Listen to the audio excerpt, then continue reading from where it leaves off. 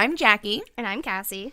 And this is Mom, Non-Mom, where we dive into the struggles, questions, and craziness that pregnancy and motherhood can bring. Join us for clarity And hilarity. on this journey between a mom And a non-mom.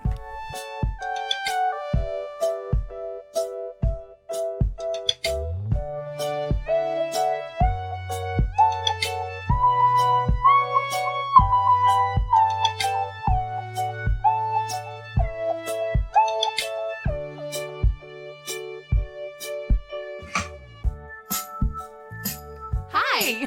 Hello. That was very It was very together. sync, yeah. Oh gosh.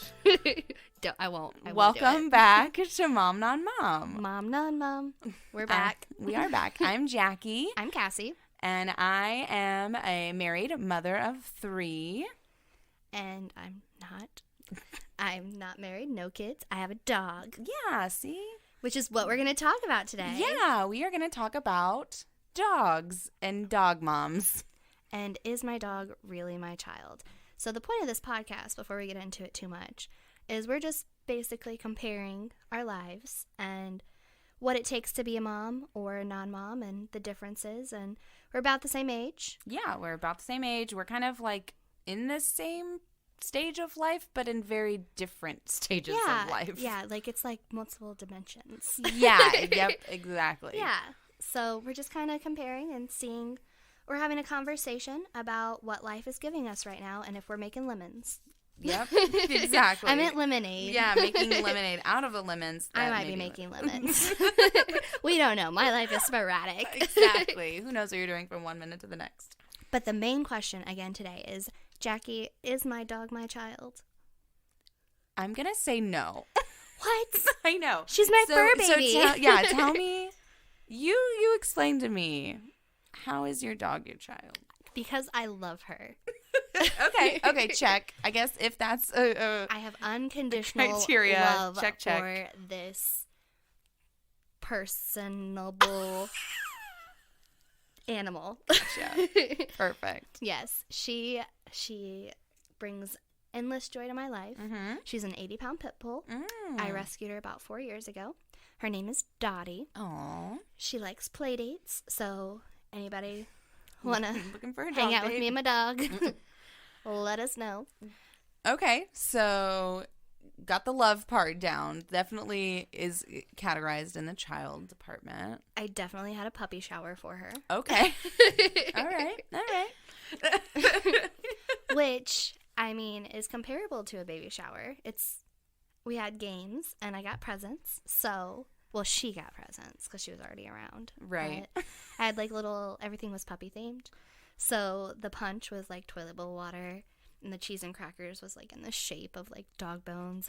Are you trying to hold? That's adorable. I am, because I didn't know any of that. I obviously knew that you had a dog, and I know, I know Dottie, but I didn't realize you had a puppy shower. I love my dog. I actually do think that's really cute. Yeah, and like people came and they brought her like little gifts, and I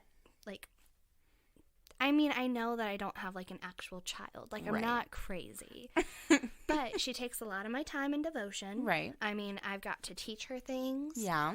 I've got to give her love and care. Got to give her baths. Got to put her to bed at night. Rules. I mean, I realize it's not the same level. Yeah. But I mean, for someone without a kid, she's definitely, I don't want to say filling that void. Right. But she fills my heart. Well, that is adorable. Thanks. And I love that. No, actually, because I did come into this with this topic like kind of fired up, because I do find it like ridiculous a little bit when people compare their dogs to their kids. But actually, after hearing you explain it and how you feel for her, I do think it's like a good first step to having a kid. Well, yeah, and like I'll be honest, before I had her, my grandparents, if they're listening right now, every time I like try to find like a dog sitter for her, they bring this up, because one time they asked me to watch their dogs, and I was like, they're just dogs, because I was a teenager and I didn't know, and now I realize that they are not just dogs; they're part of the family. Gotcha. And she's very self-sufficient. Right. Like, if I had a doggy door and a self-feeding, like, feeder system. Right, yeah. She'd be totally self-sufficient. Right. I wouldn't have to worry about getting a dog sitter. She'd take herself out. She'd feed herself when she was hungry. Yeah. She's a teenager now. You know, she's 4. But, like, before that, like, when she's sick, I have to take care of her. Like, I have to take her to bed and get her medicine. Yeah. And, like, it worries me to death. Like, if something, like, bad happens. Right. Like, if you listen to our last podcast, I recently went to Spain. Yeah.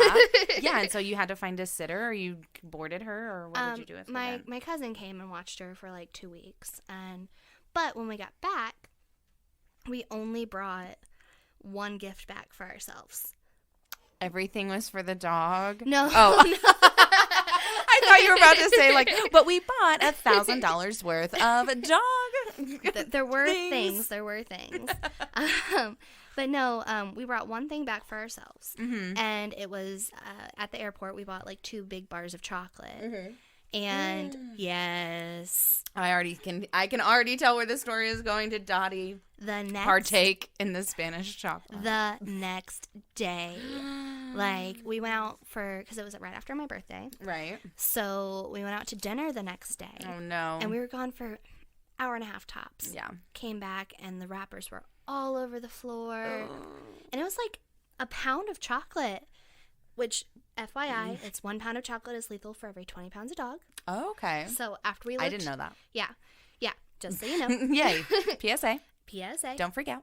If you got a big dog, don't freak out. It's fine. She's fine. It'd just make her a little sick. Yeah. So after we found out that she wasn't going to die, like, we were a little mad. Yeah. And I, like, she eventually, like, she threw it all up. But, Yeah, like, yeah. even, so it was like this, sorry if you have weak stomachs. But it was just massive. It was this massive pile of chocolate puke. Oh. Take that visual. Yeah. And while I was cleaning that up, I was like, I'm so mad right now, but I still love her and I'm so happy she's okay. Yeah. And I mean, that I would, equate to a child. Yeah. So, I mean, I love my dog. She's my fur baby. Yeah. Hands down. And right. So, that's Is she a baby? Is she comparable enough to a child? No. But the feelings that you have for her are valid. I'll take that. So, have you ever had, like, an experience with, like, a pet, like, that you're equated to, like, that much? So, no, I'm not really a dog person, though. I'm not really a pet person. But that's why I have kids, so. That's true. I have kids instead of, and my husband and I always joke, because, you know, you'll see the bumper stickers and the things on people's cars that are like, my children have 4 legs. And so we are always, I'm like, we should start a line of bumper stickers and things like window decals that say, I love my skin babies. Oh my gosh. My fur babies. Hashtag I love my skin babies. Hashtag I love my skin babies. Hashtag my babies are bipedal. Like, my babies have 2 legs. No, I get it. And there's nothing that can compare to, like, having your own child. Right. Like, It's just different. And so, and you know, when you're a good dog parent, I think that is equivalent to otherwise, you know, I've had instances of people that we know who like to call their dogs their kids, but they literally aren't taking care of them ever. They're gone. They keep them with, you know, put them with someone else. That other person's taking care of them, but they're not taking care of them at all. And then, you know, you try to have a conversation and this person is like, I get it. I have dogs. I'm like, you are not with your dogs ever. Like, no, you do not get it. You don't get my 3 children to your dog who you're never with. So, sorry. Right. And, like, that's the thing, too. So, when I first got Dottie, like, that was a big thing with me is that, like, you can take your kid places, but you can't take your dog. Right. Because it was just me, like, before I got my awesome boyfriend who kind of adopted my dog. Right. Which is awesome. Right. So, that helps a lot. Like, yeah. Co-parenting a dog, like, it's amazing. Yeah, going from being a single dog parent to now a it's a thing, a single dog parent. But yeah. All our SDPs in the house, single dog Hashtag again. But anyway, so yeah, when it was just me and her, like, I would have it was so hard to try to go places and not be able to take her because I couldn't leave her at home. Right. Because She doesn't like cages. Oh. So she's a cage-free animal. She's cage-free. She roams. She roams. But, like, she has feelings, and, like, I try to, like, respect who she is as a dog. Yes. So, Gotcha. I mean, so yeah, like I would get upset. Like, I'm like, well, can I bring my dog? Right. Well, and you see now that companies are providing like leave time for when you adopt an animal to have the bonding experience to adopt an animal. That's a thing. That is a thing, and I think that that's an important thing. That's something that's keeping me from getting another dog, because you do have to have that time to like bond. When I first got Dottie, she had kennel cough real bad. Okay.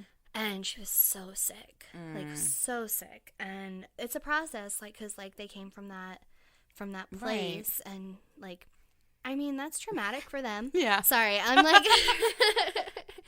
No, I think that, I mean, that's what you know. Again, your feelings are valid about your dog. Thank you for validating my feelings, Jackie. But yeah, it is different. It's different. But I think it's good. I can see where people would, correlate the two things. Yeah, I mean, love is love. Love is love. I mean, there are just different things when you have kids, though, that you then that you have to sacrifice, right. When you don't necessarily you wouldn't have to do that for a dog. Yeah, I do get that. Like, coming up on one of our next episodes, preview, we're going to talk about, like, having friends that are moms. Yeah. And, like, that's something, like, I have so many friends that have just had babies, and I see them so less frequently. Yeah. Because they have kids now. Yeah. So, next week. Next time. Or in the future. Yeah, in the future, we will talk about that. But, yeah, it is different. It's just such a different, like, responsibility. It's a lot. It's just so much. I think there's just so much that goes on when you have a baby versus when you then get a dog, because the baby needs you 24/7. That's true. The child needs you 24/7 and needs you for more, and and that lasts longer too. Yeah. Like I said. And yeah, a dog doesn't learn how to talk back. A dog doesn't. Oh, she. Well, I'm sure. Yeah, they don't listen. They don't listen, but they can't cut you deep with their words. That's true. They don't get an "I hate you" from your dog. Aww. Or you're the worst. I'm not looking forward to. But yeah, I am happy that I have this experience with her, though, because I feel like it is getting me ready to, like, be responsible for another living thing. Exactly. Like, yeah, if you can, I mean, your first step would clearly be a plant, and then you get an animal, and then maybe you can graduate to having a child. Yeah. One thing that just is different than anything is thinking about the time when I am going to have a kid, and, like, how she'll react, because, like I said, I've had her for 4 or 5 years now, and I don't know, like, what she'd do if I brought home another dog. So maybe I want a dog. Another child. A child. So, I mean, that's the thing I'm starting to think about, too, like, as I'm getting older and all that. So. Right. But she's a great dog. Yeah, I love her, and I'm happy to have a her. good dog. She is. And I don't have that experience, and that is something, I can't speak on having kids and a dog, because we don't have a dog. Because our whole thing, we've tried to have dogs before, and I am that horrible person who has given dogs back to, like, shelters. But they were for very, very good reasons, and one dog we got, and then we found another. We rehomed him. We didn't give him back to the shelter, and actually that was a perfect match, because they then continuously emailed me about updates about the dog. So I knew I found a good home for him. Good. We just aren't in the place to have an animal right now, and that's okay. I think we've talked about when our kids get older, when they can take more responsibility for them, when we aren't having to be so responsible for the kids, because then the kids can take care of themselves a little bit more. There's only too. so much responsibility exactly. I can only keep so many things alive. So a dog, probably not the best. Although I have been actually looking into fostering. Like, I have too. Yeah, just to, like, have it for a little bit, and then until it finds a home. There's this thing that you can foster dogs that are going to be, like, service animals. Oh. Yeah. That's pretty cool. Yeah, it's really, so you keep them for like 3 weeks, like when they're puppies, and they go training, and then I think you might get them back at some point for like 3 more weeks. That'd be cool. It's like a 3-week commitment. You get a dog. Yeah, that wouldn't and be you're too bad. helping the community. Yeah, I could maybe sign up for that. Hopefully by the time this comes out, we have an Instagram. Yeah, maybe. So weigh in your thoughts on if you think your dog's your child. Is your dog your child? Is your dog your child? Share your stories. Let us know. Yeah. Moving on. Yep. We are going to talk about some things in the news this week. Woo! What articles do we have? So almost every day, but I won't call you out for every day. But Kassie sends me links to weird ass mom stuff all the time, and I love it. And we are going to make it a segment regularly just to talk about the weird things that we see in the mom news. Stuff. Yeah, related to being a mom. Because she will text me and be like, is this real? Is this a thing that happens? Is this real life? Is this something, like, because I don't know anything about being a mother or, like, the trials and tribulations. Obviously, again, I have a dog. Yeah. So, in this week, we have a theme for our news stories, and they revolve around breastfeeding. Boobs. Boobies. And the booby milk. So, the story that I had was this mom. So it all started, it was in the UK, and essentially a woman squirted her breast milk on another woman. On another woman? On another woman. Oh. Yes. So what happened was a Facebook post was made about a woman in a park. It was like a centrally located park in the middle of their town who is breastfeeding her baby. And the woman who was making the post was upset about this and decided she wanted to tell this woman, please do not breastfeed your baby in the park because my husband is getting distracted by you breastfeeding. And that culminated in the breastfeeding mom squirting her boob milk in the other lady's face. Did you ever breastfeed? Oh, yeah. So I would not ever squirt boob milk in anyone's face. Can you like aim it and squirt it? I don't know. I never tried. You never even tried? TBH, to be honest, never tried to aim and squirt the boob. So what are your thoughts on that? I think, well, so then it led to, because the whole reason that anyone even knew about this was because the woman complained about the woman squirting her. And so then it kind of was a back and forth on the Facebook comments, people defending the breastfeeding mom. I mean, yeah, because like it's self-defense. Well, I mean, you got a weapon right there. If you have, I think you got it, shot it. Notion of trying to ask someone to stop breastfeeding out in public is ridiculous because everyone has to eat. Yeah, this is the way the child eats. If you have a problem with it, don't look. Don't involve yourself. If you feel that your husband is looking at, then talk to your husband about his problem. Weird fetishes. Yeah, his situation. Lactation situation. His lactation situation. His lactation fetishization. Oh. Yeah. So I thought that story was bananas. I don't think I would have gone as far as squirting boob milk, but I probably would have snapped back if Mama someone would have. mode. Yeah. Absolutely. Absolutely. Because it's awkward enough and it's hard enough and your baby is like, yeah, it's rough trying to breastfeed. So you've got to, like you said, they got to eat. They got to eat. Rallies. Everyone has to eat. This is how the baby eats. This is what boobs are for, in case you didn't know. That's why women have them. So speaking of that, did you see that diagram that came out of like what the muscle tissue looks like? No. Oh my gosh, but I think I scrolled and I saw, but I didn't click the link. It's so crazy. I don't want to know. You don't? No, I do want to know, but it is kind of freaky looking. Well, like I knew you had like, so again, I know nothing. Yeah. I know nothing, Jon Snow. But so like I knew you had a duct, but I thought it was just like what, like as I'm pointing to my boob. You have so many ducts up in there. They're just like, it's like a starfish. And that's D-U-C-T, duct. Oh, not was I saying it wrong? No, I thought I heard myself saying duck, and I'm like, you don't have ducks in there, you have ducts. Ducts. Enunciation. Yes. But yeah, there's a lot. There's quite a few. There's so many, and like that makes so much more sense now because like I know that like there's like seepage and like So explain breastfeeding to me. Oh my, I don't know. So you have a baby, obviously, and miraculously your body then knows. Your body then knows to start producing milk. It It just knows. It just knows. So, and is it true that, like, if the baby's sick, the milk changes? Yes. What? Yes. What?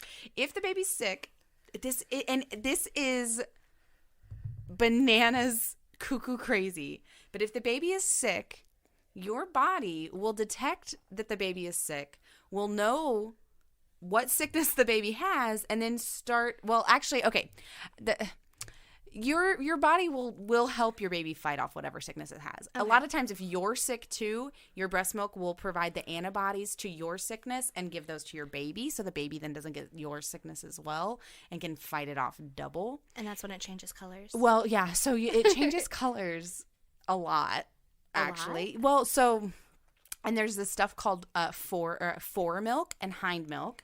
So essentially, you're breastfeeding for a certain amount of time.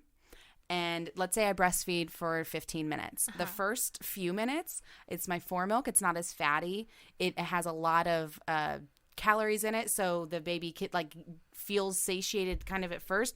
But then you have hind milk, which is more fatty, and it is a different color. It's the milkier color that you would think. So it's like skim versus and actually I said that backwards. So the fore milk is sugary. Mm-hmm. So it keeps the baby suckling, and then your hind milk comes in and it's fatty. Sustenance. Yeah. Yep. Oh. Wow. Yeah. It is pretty crazy bananas. Like I said. That is it is crazy bananas.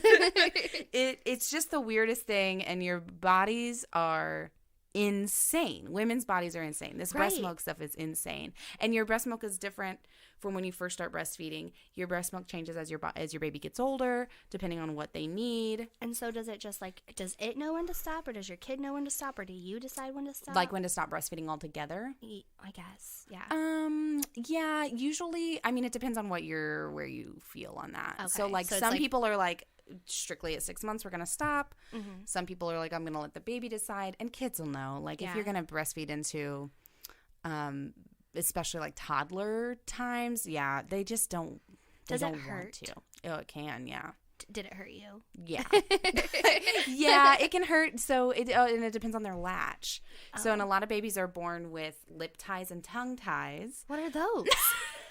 What are those? You have skin. You have skin. Are they like puppy teeth? Yeah. No. It's actually the skin on your. I don't even know how to explain it because I can't show you a visual. Yeah. It's your top lip and your front teeth, your front gums. You have skin here.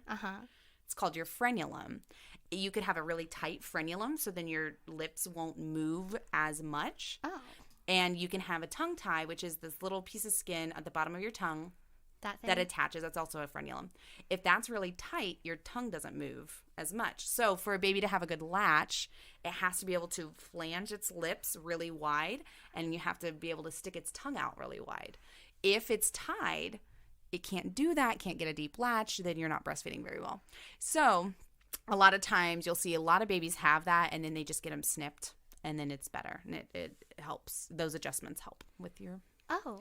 And then as your baby starts to develop teeth, you have to work on your latch as well. They have to learn how to breastfeed correctly with all those teeth in there and not bite you because that happens. So, and you just kind of learn this all along the way? Yeah. And you cry a lot. And oh my gosh. But yeah, you freak out and you don't know what you're doing. And there are these wonderful, wonderful people at the hospital usually where you give birth that are called lactation consultants, and you can reach out to them and they will help you.